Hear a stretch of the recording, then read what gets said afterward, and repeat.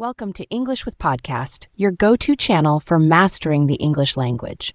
I'm Emma. And I'm Alex. Today we're diving into a topic that's on every language learner's mind: how to learn English quickly. That's right, Alex. We know our listeners are eager to fast-track their English skills, so we've got some turbocharged techniques to share. Before we jump in, remember that while these methods can speed up your learning, consistency is key. There's no overnight miracle, but with these strategies, you'll definitely see faster progress. Absolutely. Shall we dive into our first tip? Let's do it. Our first strategy is immersion. Emma, you're a big fan of this one, aren't you? Oh, absolutely. Immersion is like jumping into the deep end of the pool. It might feel overwhelming at first, but it's the fastest way to learn to swim. Or in this case, speak English. Could you explain what immersion actually means for our listeners? Sure. Immersion is about surrounding yourself with English as much as possible. Watch English movies and TV shows, listen to English podcasts and music, read English books and articles. The idea is to expose yourself to the language constantly. That's great advice. I'd add that you should try to do this without subtitles in your native language.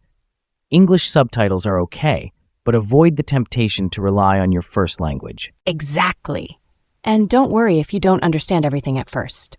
Your brain is still absorbing the language patterns, pronunciation, and vocabulary. Now, for our second strategy, let's talk about something a bit more structured: spaced repetition. Ooh, sounds intriguing. What's that all about, Alex? Spaced repetition is a learning technique where you review information at gradually increasing intervals.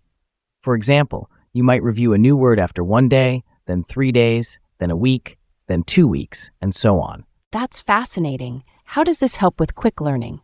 It works with how our brains form long-term memories. By reviewing information just as you're about to forget it, you strengthen the memory each time. It's incredibly efficient for vocabulary acquisition. Are there any tools you recommend for this? Yes, there are several apps like Anki or Quizlet that use spaced repetition algorithms.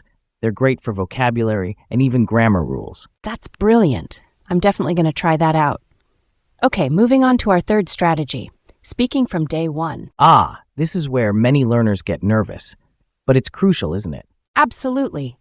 Many people make the mistake of waiting until they feel ready to start speaking. But the truth is, you learn to speak by speaking. Right. It's like learning to ride a bike. You can't just read about it. You have to get on and start pedaling. Exactly. And don't worry about making mistakes. Native speakers are usually very appreciative of your efforts to learn their language. What are some ways our listeners can start speaking right away? Great question. You can find language exchange partners online, join English-speaking clubs, or even talk to yourself in English. The important thing is to practice forming sentences and expressing your thoughts out loud. And remember, it's okay to use simple sentences at first. You'll naturally progress to more complex structures as you practice. Absolutely. Now let's move on to our fourth strategy, chunking. Chunking. That sounds interesting. What does that involve? Chunking is about learning phrases or chunks of language, rather than individual words. For example, instead of learning how and you separately, you learn how are you as a single unit. I see. So it's about learning language in context. Exactly. This helps you sound more natural and fluent more quickly. Plus, it's easier to remember phrases than isolated words. That makes a lot of sense. How can our listeners apply this method? One great way is to learn common phrases and idioms. Also, when you learn a new word, try to learn it in a sentence or collocation. For example, don't just learn heavy, but learn heavy rain, heavy traffic, heavy meal, and so on. That's excellent advice. Okay, we're up to our fifth strategy: setting specific, achievable goals. Oh, this is crucial. Without clear goals, it's easy to lose motivation or focus. Absolutely. When it comes to language learning, vague goals like become fluent aren't very helpful. You need specific, measurable objectives. Right, so instead of improve my vocabulary, you might aim to learn 20 new words related to business English this week. Or rather than get better at listening, you could set a goal to watch one TED Talk in English every day and summarize it. Exactly. These specific goals give you a clear target to aim for and a sense of achievement when you reach them. And don't forget to celebrate your progress. It's a great motivator. Absolutely. Now we have time for one more quick strategy. Let's talk about the power of routines. Great choice. Establishing a consistent study routine can really accelerate your learning. Yes, it's all about making English a part of your daily life.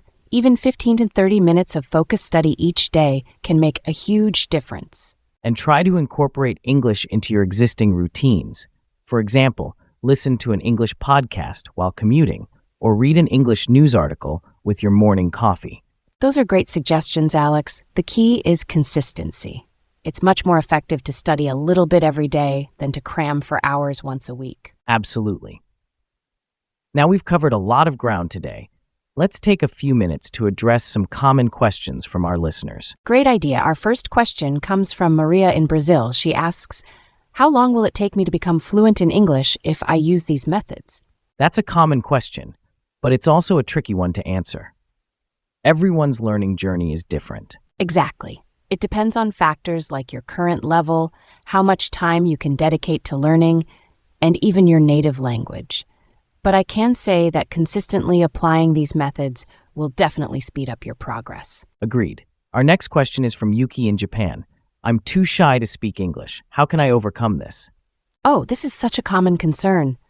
Remember, Yuki, making mistakes is a natural and important part of learning.